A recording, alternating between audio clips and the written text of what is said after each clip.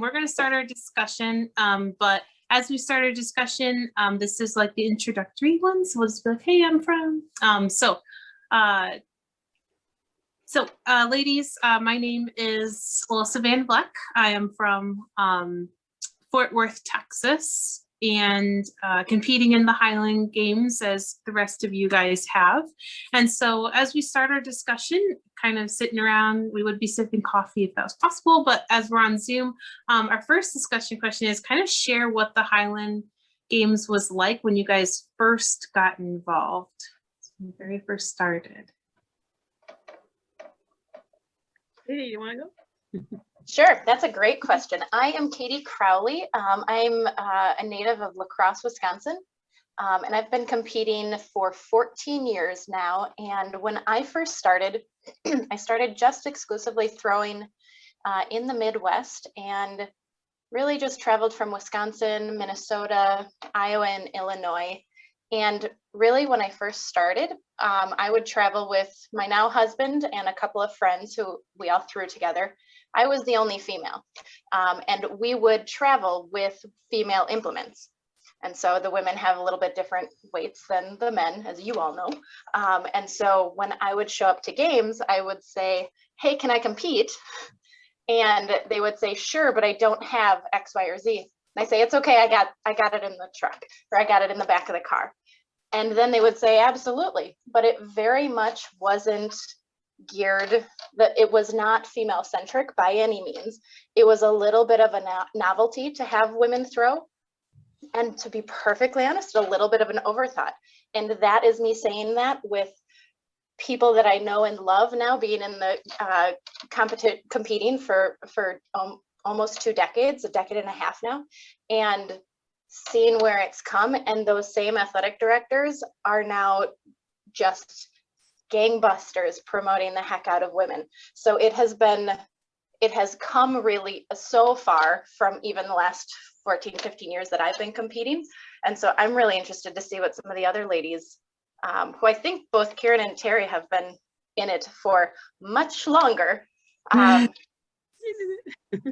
so I'm very, very interested in kind of hearing their take on that, because in the last decade and a half, it has come, it warms my heart to see how far it has come just in the US. And so I'm very curious to see their perspectives. Terri, you want to go? I can do it.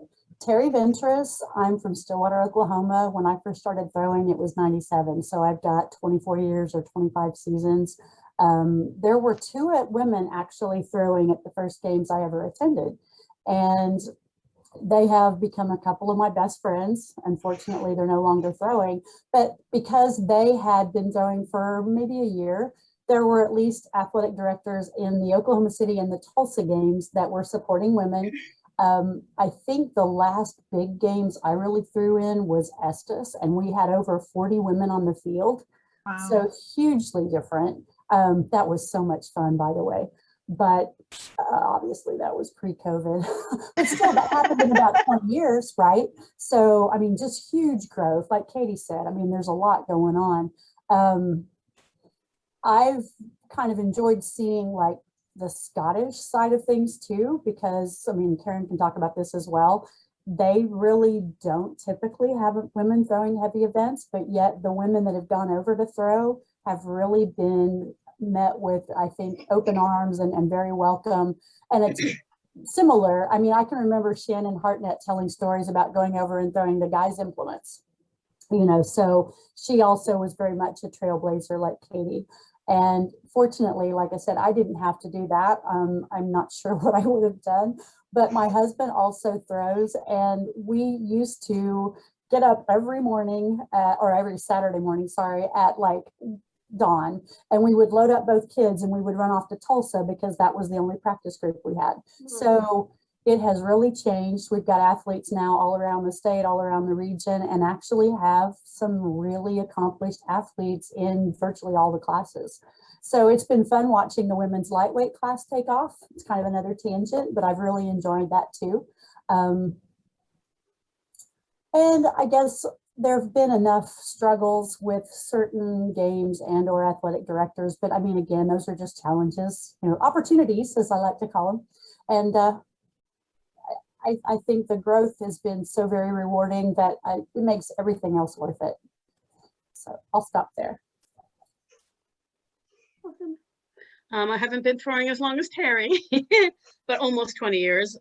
When I first started, I after my car accident, I figured when I couldn't walk, when I could walk again, that my test would be to see if I could toss a caber. Don't ask me why. To East Coast thing, I mean, I'm like, oh, if I'm better, that will be the litmus test. But anyway, so I just looked up where the local games was the BC Highland Games. And of course I had long nails and my lips are pretty much how I am now. But, you know, so I show up and there's no other female throwers, of course, just me and the guys are just look from one end. And I'm like, okay, so, and of course, no female equipment. So I threw all the men's stuff. And they pretty much, I remember Joel Thiessen going, okay, weight over bar, throw us over your head and move so you don't die. And like, that was my instructions on how to you know, do weight over bar, throw it this way, try, you know, always with the ending, try not to die at the end. But but what's interesting is those games now, I'm the athletic director. I've been the athletic director for those games now for 10 years, so it's kind of full circle. We start, well, I was the only female throwing. There had been females in the past, like here and there, like one or two or whatever, maybe some that came up from the States, but slowly as I got involved in it, I of course wanted to have, I always wanted to get more women involved, because a lot of times we would go to the games, Terri, you could attest to this, or anybody throwing, if they, sometimes people come up, oh, I didn't know women did it, and they would just see you throw, or like, they're like, also too, I'm not an Olympic athlete, I don't have a background in throwing, and so I'm like, oh, if I can do it, you can do it, you know. So just seeing a female, regardless of how you're throwing, how good, far, just see a female on the throw could inspire someone else to throw. And we used to run a women's only training clinic weekend up in St. Louis, Missouri. That was so much fun. I used to have Terri and Larry came out and they did, and it was great because it was just females. And they always said, oh, can we have men compete? No, it's just about, we would throw and we compete. And it wasn't about excluding them, but it's like, you guys have all that. And that's, you know, we had like Mindy and Mike Pekowski, we had Terri and Larry come out and coach, we had Denise Hausman, Sean Betts, like, and it was just all about what, and we would divide into groups like newbies or, you know, higher thrower levels, and we divide in, we'd do all the events, and we just had a great time building on that. And that's when we started the Sisterhood of the Traveling Kilt, almost as a joke, that we started, you know, we would travel around, we had the kilt, I had the kilt made, and then every games it would go to where there'd be females, we'd put a pin on it. And of course the guys made fun of us, that's so, you know, they would slander, oh, that's gay, that's stupid, whatever. But it brought media attention to females in the sport. It was a fun thing to do, but it traveled around the world. Prince Charles, I got presented to Prince Charles, you know, so little things just to get women involved is always on my mind. Like anytime I go someplace, if someone wants to talk about it, I'm like, here, come out and throw.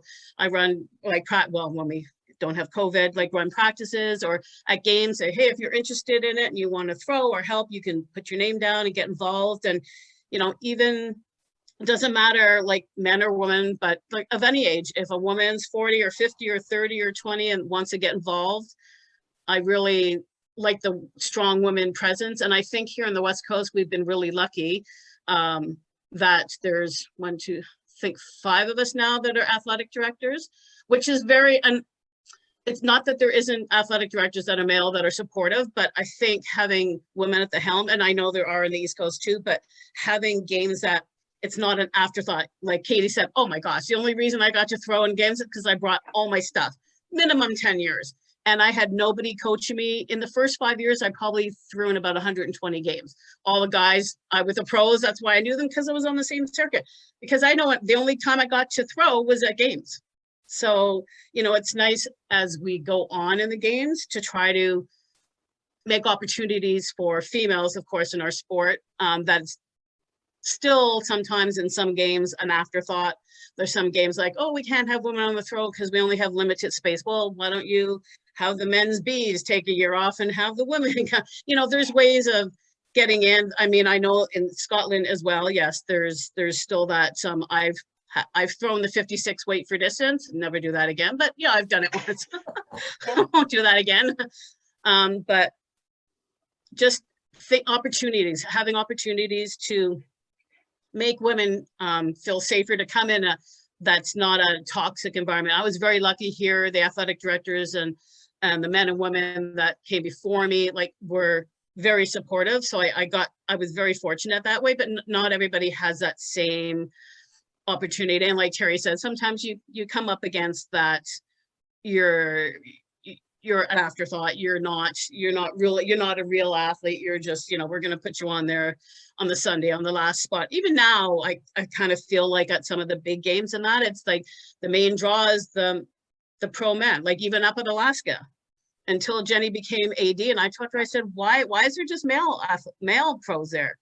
I said, you can get women pros in there. I bet in 5 minutes, I could probably get you 6 women that would say, okay, in 5 minutes. And that's where discussions and people that are open to that. And of course, we got backslash from the men going, oh, nobody will come out to see the women. It was the biggest draw that year when we had the female pros up there. So what people are going to say and what actually happens are two different things. And people don't like change. I mean, Terri and I have fought, and others, the battle about getting the 21. It might not seem like a big battle, but some of the personal attacks and crap we had to get through just to get the 21 for women over 40 to throw if they wanted to. If you want to throw as an A, that's not a problem. I did many times, but the men were allowed to drop down in weight for heavyweight for distance and for WOB at 40, but we weren't allowed to do that. I didn't understand the fight and the drawback, and they're like, well, we don't want to change records. Well, you don't have to change your records. You just have new records for a new way.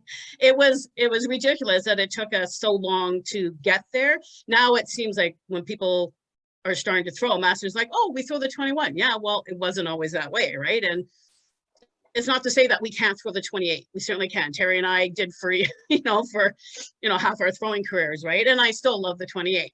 But newer females coming in that might be over 50 or maybe not as strong, it's a nice segue for them to come in if it's something a little bit easier on the body to, I bet you there would be way less men throwing if they didn't get a 42 as a novice. Here's a 56. Welcome to our games, right? So I don't think that would. So for me, the future is always to get new people involved so that when we want to retire, there'll be people to take the torch, right? It's for men and for women, for anybody that wants to throw, for, anyone of any ability level, any age group from around the world, come and join and make our sport better, right? So, and getting people that are going to be open-minded to new changes and not just because, we don't want to change, we don't have to change the wheel, but we still have to make space for growth. I don't want to change everything about the Highland Games, not even close to that. I love the traditional aspect of it, but as we grow into, we're in the 21st century, for crying out loud. As we grow 50 years from now, what are they going to say about us like that? Oh, we didn't let women, and Braemar, this is a perfect example. There's still female throwers are not allowed on the field. Only less than 20 years ago, they allowed women dancers on the field. So it's only male. So there's still a lot of barriers for us. So I think, our work is cut out for us, but just small baby steps going forward, making sure at every game, even if there's only one woman, let us throw, right? Let us represent. And then maybe that will inspire 5 other women in the audience to throw. You just never know who's watching and who's going to come after us, right? So I think that's the more all of us around sort of just are good example for throwers and help the people underneath us, I think that will be good. And I feel like I'm the only one that has joined latest of this group. So this is my starting my 7th season. And so I feel like you guys have paved the way. So for people like me that nowadays join, there are groups that fit everybody. There's, the over 40 groups are established in most games. It was when I was there. And then the under 40 women compete together, and that has an established group when you're there. And even the women's lightweight, which is 150 pounds or less in most places, that group was just sort of beginning, but it was still around. And so when I joined the games, everybody has a spot, and which is really cool. And And something that I loved about when I joined the games was I walked in and I was atypical for most athletes, right? There's a body type that fits a runner and this body type that fits a sprinter.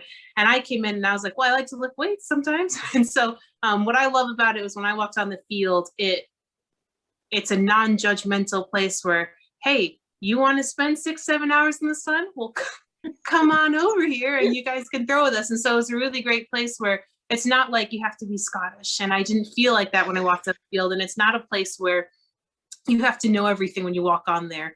I also did not feel like that when I walked in. I was like, hey, this is going to be fun. And all of these people that you see surrounding yourselves, yes, they're all strangers, but they're all going to help you.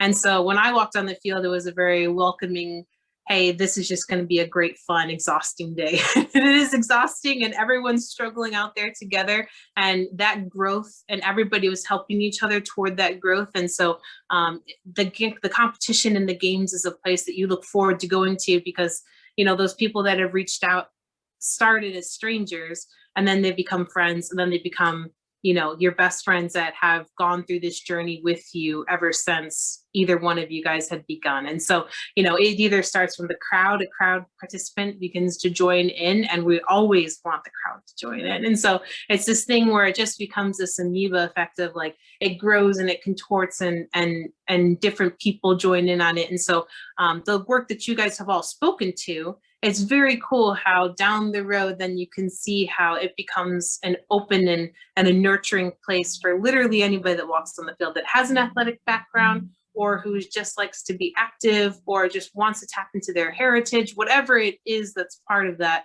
that is now seen as a very visible thing, even for people that aren't even competing. I've had people that come to the games and it's like, that's a cool community. And that's really speaks a lot to the people that started the games this side of the ocean, and then that speaks a lot to the participants that have taken that culture and said, this is my culture now, and I'm going to share this with literally anybody who walks in this field. And so that's a great place to start. And so we're going to take that and go to our next one. Speaking of all the good stuff that we get to experience on the field, after COVID pretty much shut everybody down last year. And so it really got us, when this is, you know, 6, 7, 8, 9 months of our life, what did you guys miss the most, or what do you still miss? I know that Canada is still very locked down. So what did you miss the most, or what are you missing the most out of a typical games year? I'll maybe kick it off again. For me, it was first friends, because this is how I see my friends. We travel all over the country. Second is competition. I was an athlete in high school, college, and this very much filled a need for me as an adult, which doesn't really get filled otherwise, I realized when I finished college. And then third is travel. And so really, and that was in order of importance. So I miss seeing all of you beautiful women and hanging out with my friends. I think we as Highland Games athletes have an unbelievable gift in this sport by being the age that we are, and through our lifetime have friends that we have made from different countries, from coast to coast. And we every year meet each other again and again. And so it's not like friendships come and go, like from high school, from college. This is something that we intentionally put time and money and effort and blood, sweat, and tears too into going to multiple times throughout the year and seeing friends competing with and against each other and loving every minute of it. And people, as adults, we don't carve that time out often. I have friends locally who they don't leave the city, they don't leave the state, they don't have these really, really strong friendships and meaningful interactions with people because it's time consuming, it's hard. And because we've made Highland Games a priority in our lives, we've also been able to make these friendships, these relationships priorities too. And so that absolutely is what I have missed more than anything, because I don't live near anybody else aside from my husband and my brother-in-law who also throw. And so it's like, I can see them every day, but I can't see all of you every day. And so that's the part over the last year that I've really, really missed. And I'm just starting to dip my toe back in, having my first games just last week. So it's just starting to open back up again. And I'm really excited about it. I hate you all that you can throw. I almost had to go off Facebook for a while because I'm like, they're all throwing. And I'm happy, but I'm also, can't you just dig a tunnel? They did it for drugs. I'm pretty sure you could dig a tunnel and just sneak a Canadian in. Like, I was like, oh, I live literally 10 minutes from the US border. I could get to Blaine in like 12 minutes from my house. And there's no border. I could just walk over and, probably get arrested, but not get back into Canada. But there's like no border. It's just like, oh, there's the grass over there. I'll throw a stone. That's Washington. I'm with you, Katie. It's like seeing all my friends. Like it's such a huge chunk of my life from like April till it snows. Like in most places, games shut down. But just seeing all my friends and having that connection, like I feel like there's a part of like I felt like I was keep on forgetting to do something the whole year. Like I feel like there should be like this weekend I should be prepping for our provincial championships. I know I should be setting up the field. Actually, Terri called me on Saturday and I was at the field to see because they put some new trees in or something that's going to be in my way. But she's like, do you have a minute? I'm like, yeah, I'm just out looking at our field and seeing what they did to it. She's like, we were just chatting. I was like, oh, it's just so nice to talk. And it was about the Highland Games. Can I ask you about the new women's weights for the 60 plus, right?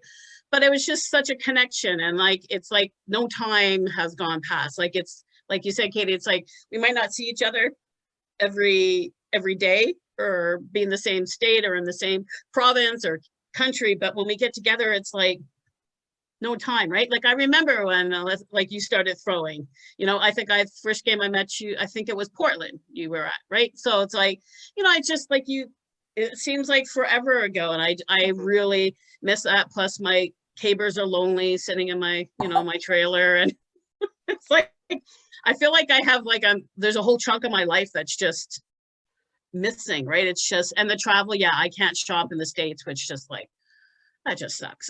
Like I used to, going to the outlet, sorry, but I like to shop. And, I'm just like seeing everybody, and that's my travel. I would like spend half my time either in Europe throwing or in the States. Like I was down Washington, Bellingham, Portland, Enumclaw, California games, like Utah games, like you name it, like East Coast, West Coast. It's like I spend I feel like I should be part-time American, get a part-time American passport, but I miss all that. I really, so I'm hoping that, soon. I'm hoping this time next year, it'll just be like, pictures from the games we're at, or we get to, and I miss hugging people. What the hell? Seriously.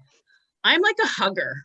Like, I'm sorry, I'm like this high kind of elbow. No, it's like, what is that? Like elbow high, but like, I can't do it. It's like, I feel like I'm going like this to people. Oh, I can't hug you. And I have to step away. I feel awkward. I feel like I'm like some very spazzy person who doesn't know what to do with their body language anymore. So that's what I'm missing. Mostly the people, for sure. I feel really guilty. Should no. Being from the heartland of America, obviously, Karyn, we plan to go to Ireland, right? I know. Don't even get me started. Yeah, I know. So that's, I guess, the big trip that I really feel like I missed. And obviously, I missed seeing people like Katie, but I've gotten to see Elissa more and more. And we actually, I was counting them up. We had 6 games last year. And so a couple of those I'm athletic director for. We moved them to a farm. I guess I had a couple of thoughts. If Elissa, can I get off track just a little bit? Mm-hmm. Yeah, no. Just a couple of points. We didn't talk about kids a lot, and maybe that comes up, but I was thinking these lighter weights that are being implemented for all of the different master's classes also have a second purpose, and that is that they can be used for kids. And getting kids in the games is a great way to continue the tradition. And we definitely do that at several of the games that we have, and I really always enjoy working with the kids. So. Great idea. I was actually thinking about that when you were asking me about the new 60 over women and the men's weights and how are you going to do that? I'm like, oh man, if I'm going to spend all this money again like that, I probably would, like, we use the 14 for if any high schoolers are counting the juniors in, but for sure, especially with the lighter hammer and, stones are easier to get. But yeah, with the, just changing out the handles for wob and having that lighter weight, it is a good way to introduce juniors, especially at high school and stuff like that. Yeah. I mean, some of them could throw, some of those seniors in high school look like they should be in fourth year college. They're like massive. I'm like, how are you 13? But okay.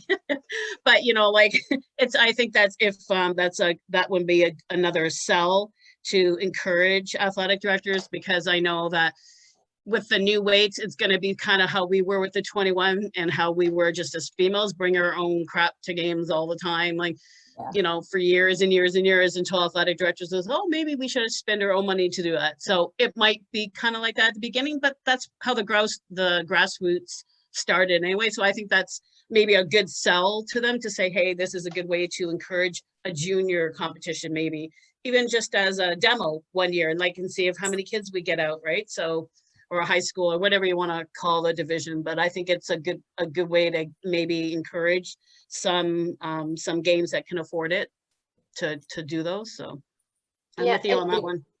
Both of you talked about that growth, which I just think is, I know there was a downswing, I think just before I started, when numbers were pretty low in the Highland Games community compared to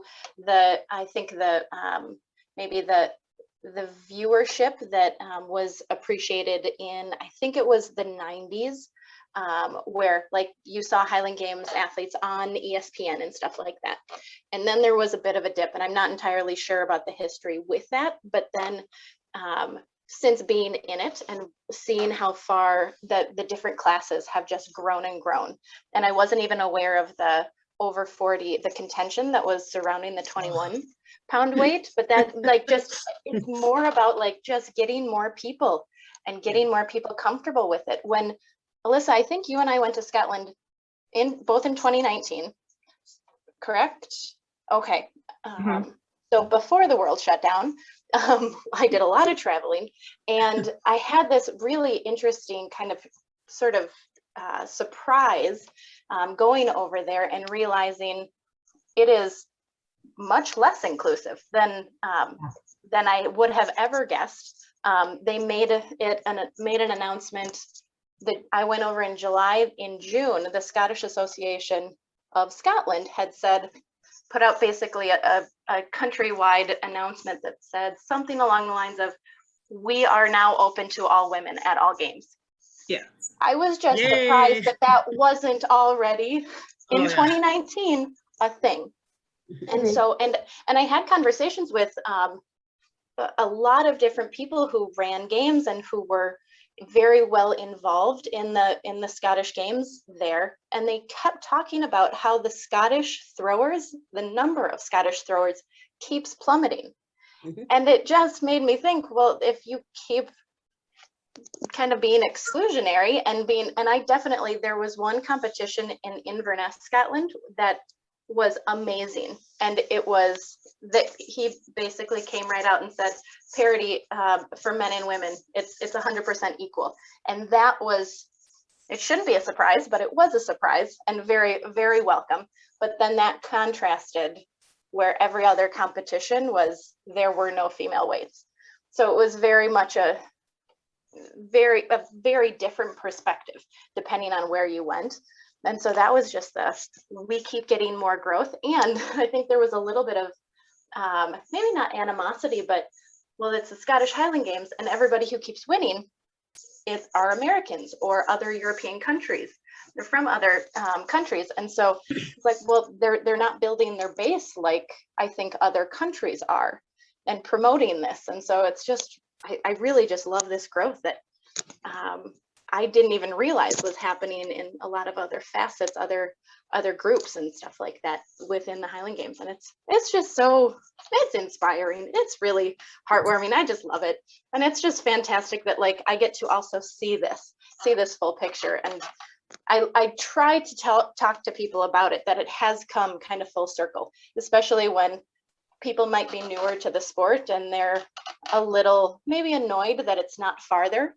And nothing comes quickly. Nothing good comes quickly. If you ever get those people, please feel free to give them my email or Terry's, and we can just help. We can give them a short half an hour perspective of like, this is why.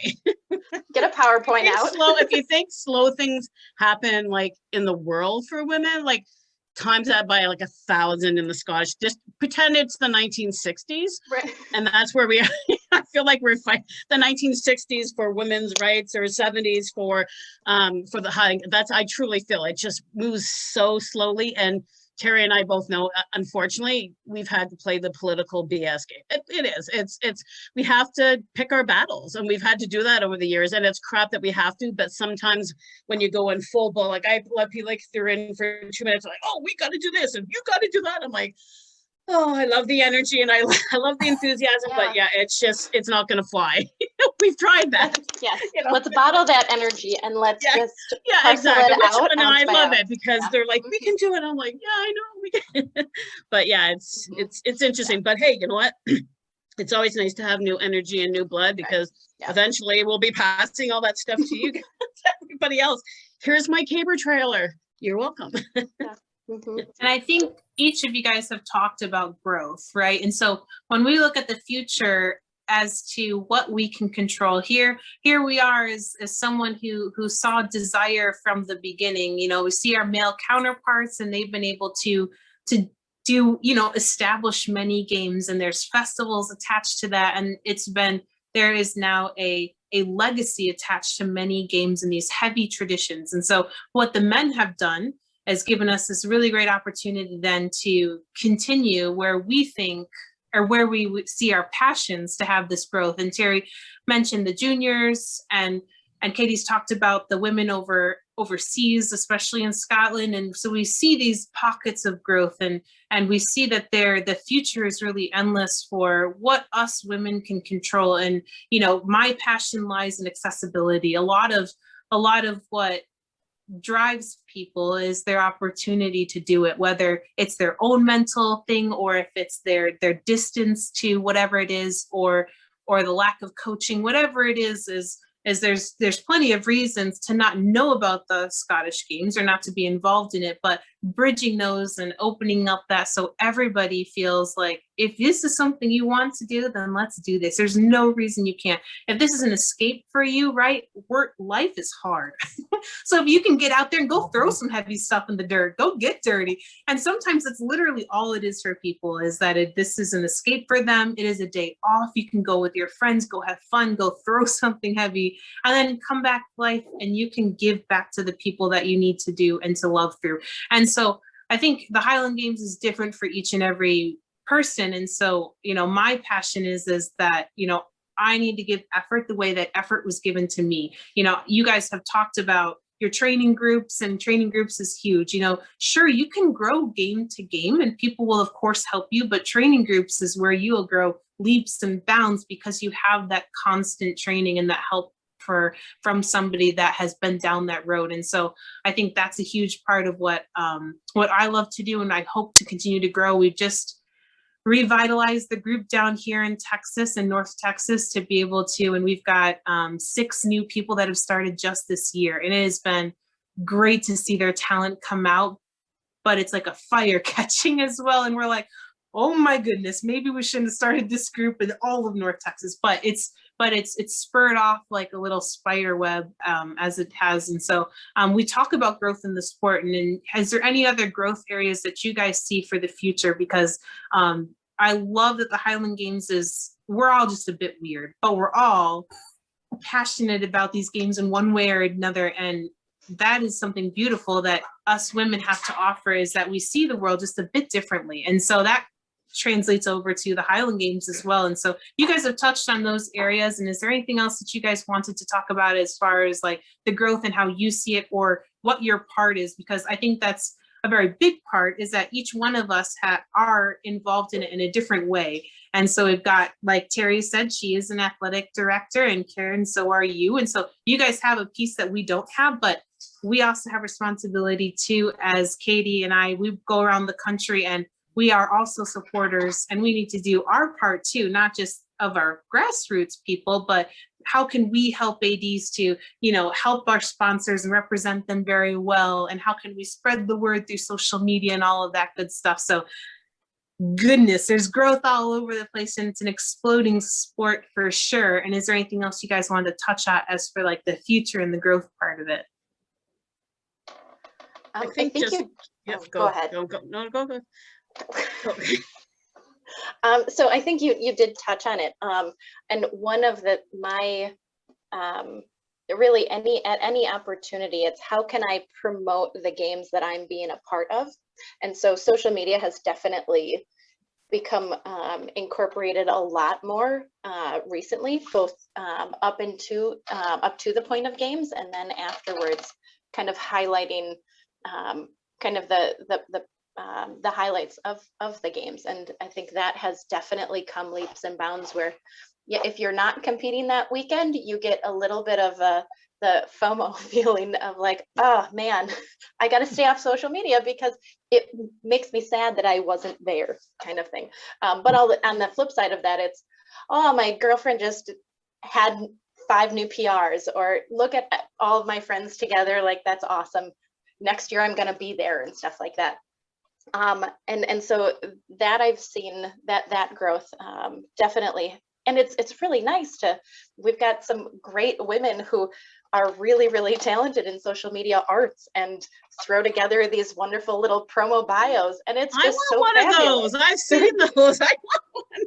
You got to talk to Emily. That's Emily, right? Yes, absolutely.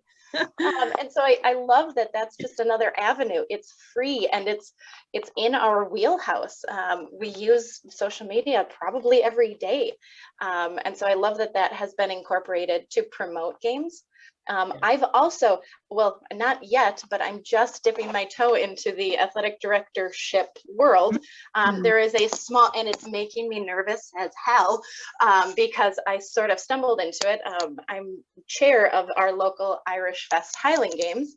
That was intentional. And then unfortunately with Jason Clevenger getting sick, he is the athletic director. And so I'm the interim athletic director for the Lacrosse Irish Fest of 2021. And he will absolutely take the reins next year, but I'm very much sort of trying to kind of support what he has already developed, and then also trying to think like, okay, since this is my first time, what might I want to do and contribute? And so I'm that decision just happened recently, so I'm very nervous. I might tap into all of you ladies. Oh yeah, no, do. Yeah, because it's a huge undertaking. And yeah, it is. And so it's a little terrifying, but it's also something I was not expecting it this year. I was expecting like, all right, 10 years down the line, maybe I would like that. So this is opportunity never plans itself perfectly. So I'm going to take it and run with it. But that's definitely that growth aspect of, okay, I've been given so much from wonderful athletic directors. How do I pay it forward? And I think that's potentially growing a games as much as I can. I've always thought about, we need to bring more into our little area of Western Wisconsin, and this might be the first kind of little stepping stone to that. So that's my little piece of growth, and hopefully it doesn't crash and burn. Congratulations. I'm dubbing you with my pencil on your shoulders. Oh, thank you. Welcome to the AD class. Thank you. That's awesome. I'm sure that's great. Stuff like that. Like, even if you are just doing it while Jason's recovering, it's like, it doesn't matter, because your input will be different than his, not better or not worse. It's just different from a female point. And some of the things that you might implement, you might do something special for this year. You could do like a special challenge event this year for that, and that might continue in the other thing, make it your own. And my huge thing is, don't be afraid to ask for help. delegate to make of people you trust. Like, don't give, go get my t-shirts for somebody who's flaky, obviously, but get help, ask for help, because that will really make your job easier, because on that day you'll have like 20 billion things going. So being prepared ahead of time and asking for help and surrounding you with people that can help you on the day and ahead of the day is going to be huge, right? So that's awesome. I'm very, very excited for you. That is wonderful advice. Thank you for that. I appreciate it. Yeah, awesome. and do reach out. It's one of those things, if either of us can help you, holler, because there's going to be so many things that may or may not be obvious until you've been through it.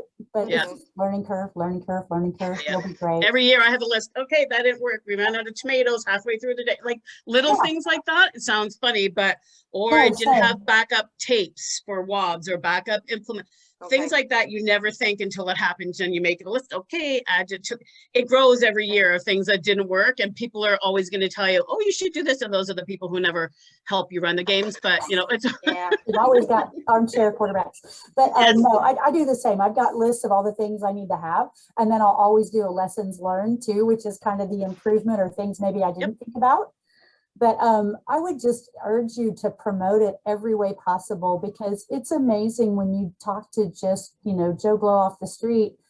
So many people have no idea about the Highland Games. So social media is amazing for us and all of our friends. But I mean, radio is still good. Newspapers are still good for, a certain crowd. It's just, it's obvious to me that those channels exclusively don't work. You need to do other things.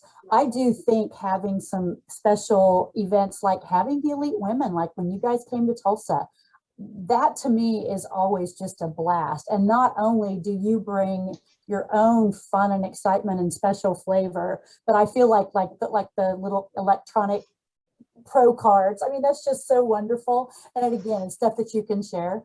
But I think any twists like that really help get the word out, and then make everybody realize that you're people. It's like, because they see these goddesses on the field, and you guys are amazing. And I think it just helps them realize that you like to have fun. And then when it comes down to it, you can put on that game face and get after it. And it's a beautiful thing to watch. It really is. Agreed. All right, so tap into your advice caps. If there was a female who wanted to come out and get started, advice for women or girl, if they're younger than, that 16, 18, whatever it is. And so what piece of advice would you give someone who is interested in the Highland Games sport? What do you tell them? Don't worry about what other people think. You don't have to be in what your mind, you might think you have to be super strong. Just come out and try it. The worst case is if you don't love it, you don't have to do it again, but give it a try, because it's a sport that will be very addictive to you. And it's a social sport as well. So for people, young teenagers that are social, it's not just a sport, it's a social and a family event. So, and how many people can say they throw trees? So, I mean, like, that's a cool thing. It's like, I just say, come out and try it. If you don't like it, don't come back and throw it. I mean, I always say it to men and women, but you can do it. And we need more female positive from every age. And don't think you have to look a certain way or weigh a certain thing. I think they get stuck in their head that they can, I'm like, if I can throw trees, you can throw trees, like everybody can. It doesn't matter what background you come from athletically or from anywhere in the world, you can just try it, give it a try. That's all I hard sell all of them. Even when I'm in the bank or anywhere I'm talking about the Highland Games, I'll go up to people and say, hey, have you tried the Highland Games? And they kind of look at you, because you're wearing a mask, but I still give out cards. Give me a call, come and practice if you feel like throwing trees. So, you can't, any opportunity to get new females, younger females interested in sport, because I really think it'll help with their distorted body images that media has thrown at women for the past eons and decades. But I think it's even more poisonous and invasive with social media, with the filtering and whatever. How about come put on a kilt, feel good in your own skin, and throw some good, feel good about yourself, So I'm hoping that would be a positive thing for them. So.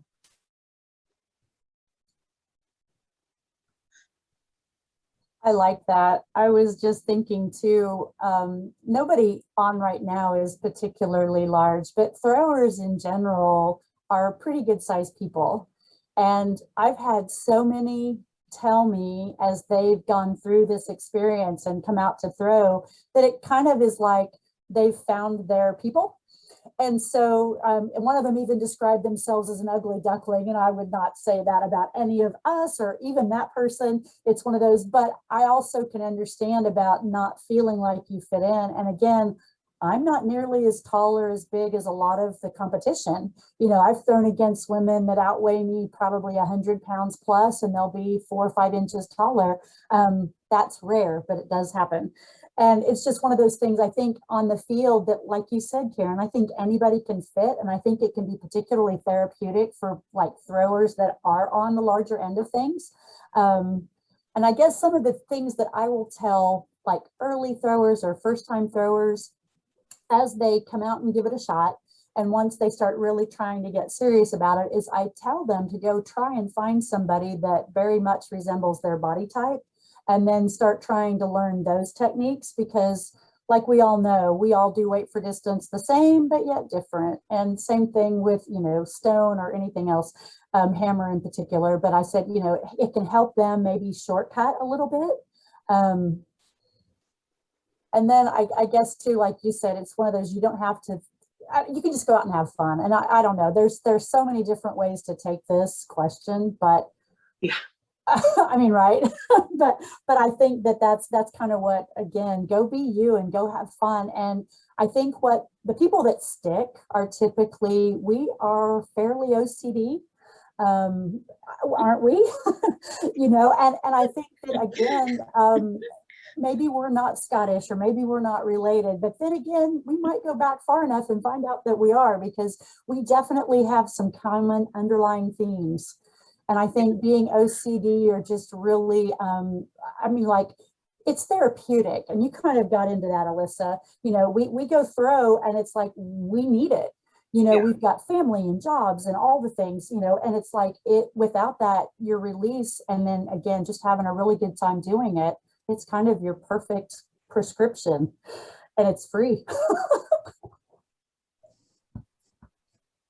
You ladies have kind of summed up everything. Yeah, absolutely. It's that come out, be comfortable in your own skin more so than you ever have before, because you will find other people that look like you. I have felt like that, where I didn't quite fit in anywhere else.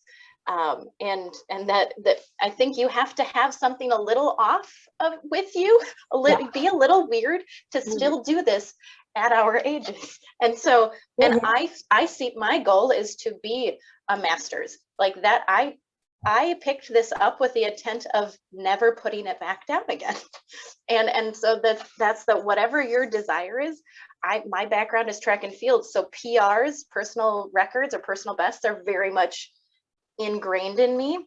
And so you can always get a little bit better.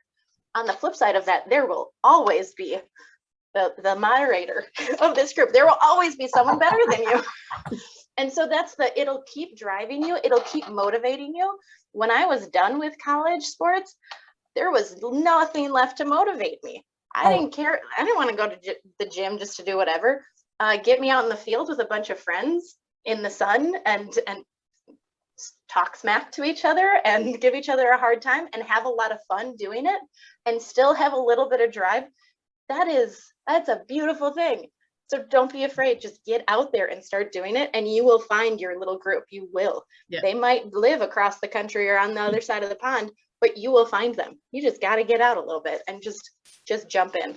That's Beautiful. Yeah, sure. You guys hit a lot of those themes like that. And for me, I think there's a lot of people that come in the sport and they know nothing. I knew nothing. And so they come in and I'm just a girl, you can do this.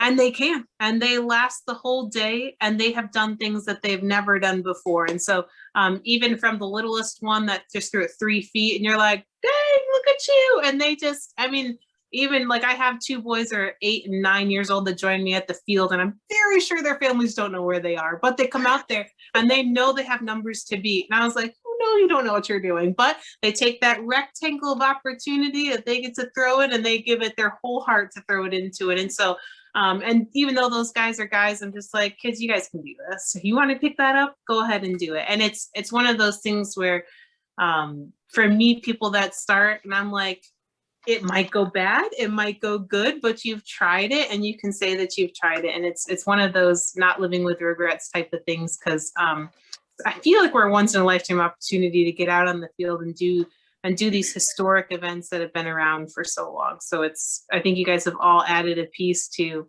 just get out there and get it done. So for sure. All right, we're gonna close with one more thing. Another little opinion slice that you ladies can offer. It's what can Highland Games everywhere do to be more welcoming to all people? So that one might take you a moment to reflect on, but if there was something that would be welcoming, what do you guys think it would? I mean, like the festivals in general, or, oh, hi, Wade. Sorry.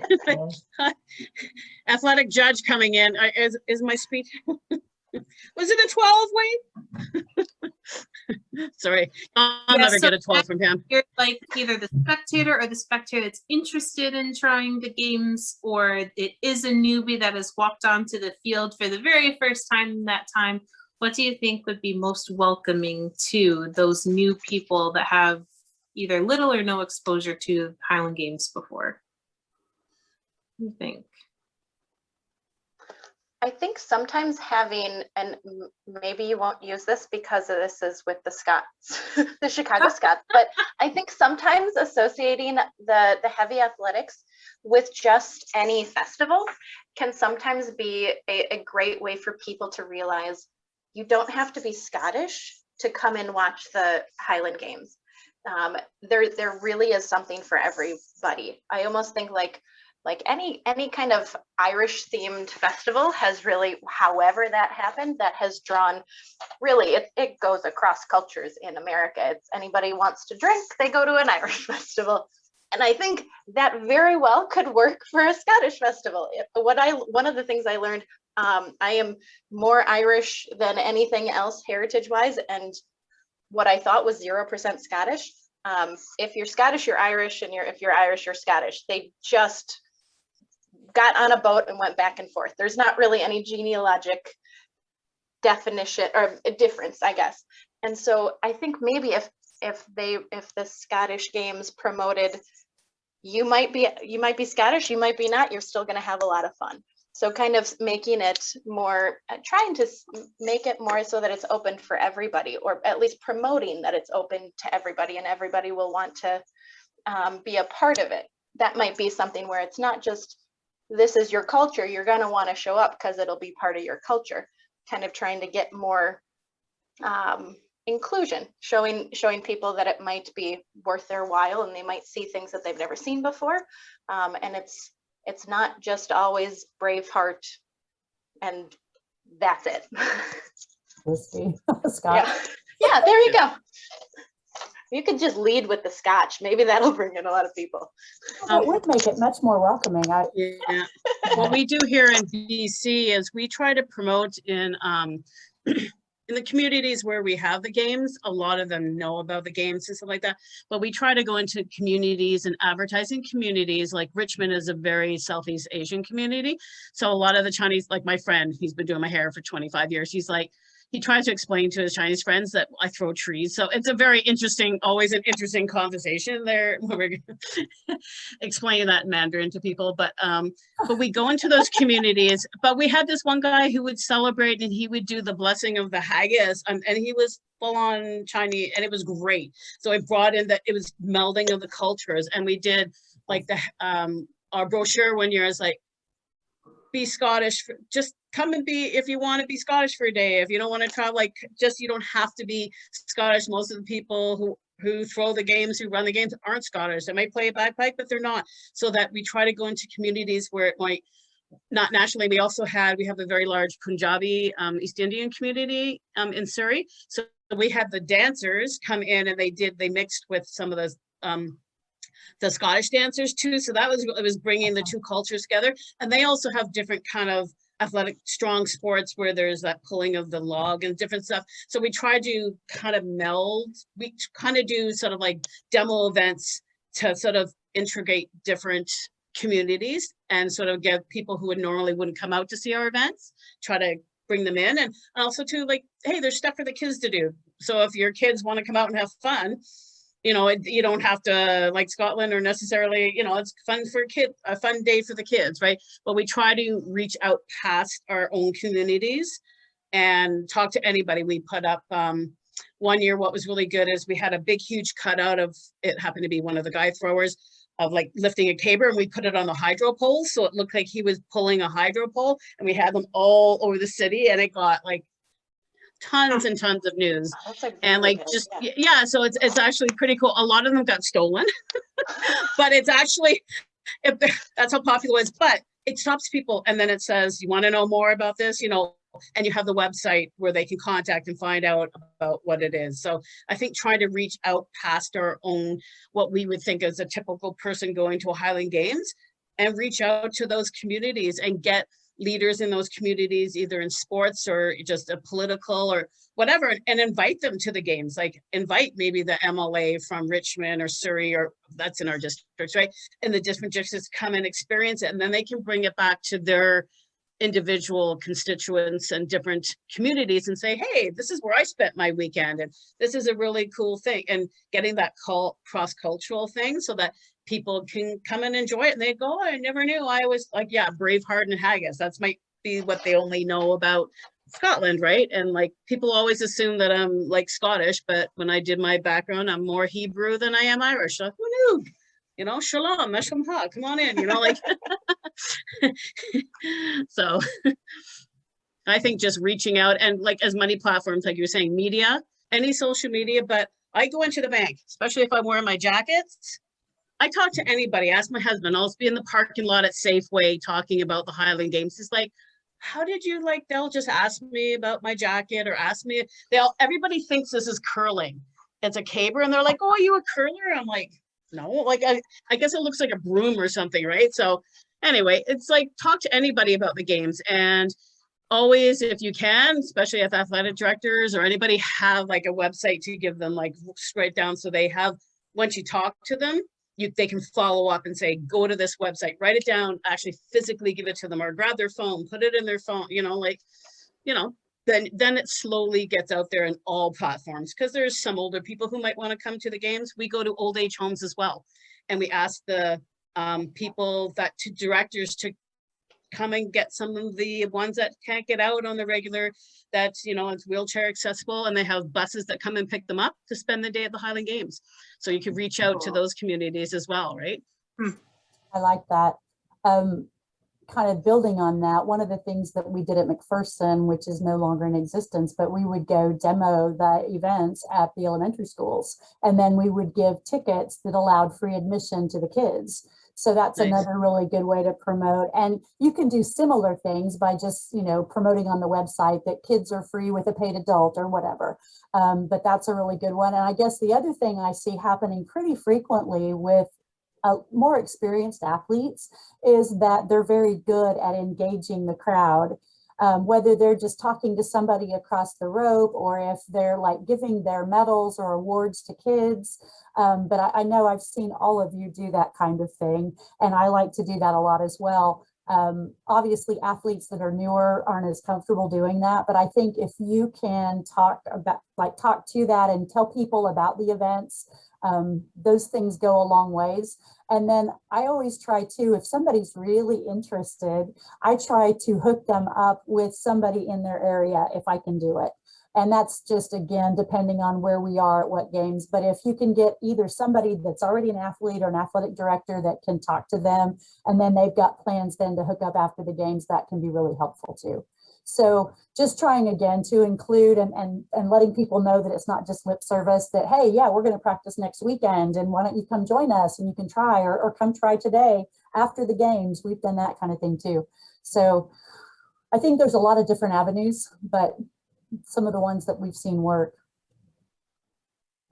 Yeah, for sure. I think a lot of things that have worked down here and in Chicago back when we did is we kind of invaded, like Karyn was saying, invaded the community. So we would go throw at this park and then we'd go throw at that park and then we throw at this school, and we just kept moving our practice groups around, and little by little we would just kind of immerse ourselves in the community. And that way, when they heard about the Highland Games, they're like, oh yeah, we kind of have something, we kind of know something about that somehow. And so yeah, I think a lot getting into that community and just making kind of normalizing the Highland Games a little bit, but not really having people just pique their interest, because what they don't know, they don't know. And so getting them to just kind of see those events more, and being around to have those conversations involving the crowd is just one of the favorite things to do. Maybe not landing a caber on them, but things happen. And so, but yeah, getting across that rope and kind of talking and having the kids hold those really heavy things